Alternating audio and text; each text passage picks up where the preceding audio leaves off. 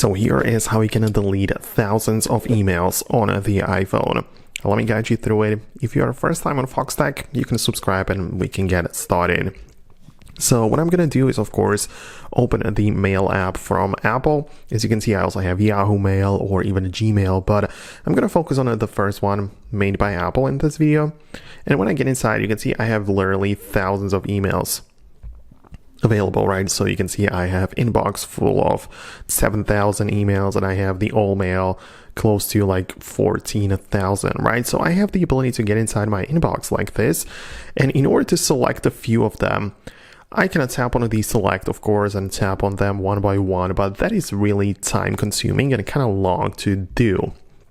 So instead, I believe it's better to use the two-finger gesture. So what I would do instead is that I would basically just swipe like this on the emails, and you can see I can select multiple of them with a quick swipe.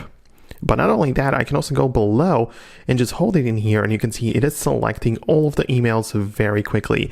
And I can keep count in the top left corner, so I'm already in at 100 emails. So it might take a second or so, but you can select them very quickly, right? So I can go in here and I'm like 200 and so on, right? So after a while, I get it literally to thousands.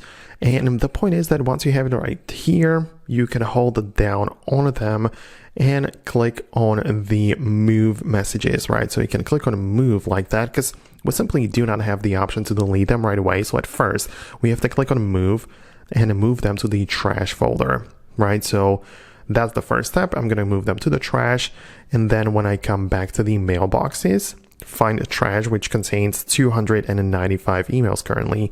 I can click on a select all, and tap the trash like this, and I have the ability to delete them all with a click of a button. So this gives me the ability to be very efficient with it. You can see that I still have 150 of them. So that's interesting, right? I can select all of them like this and make sure that it all gets selected like this, and tap on the trash again.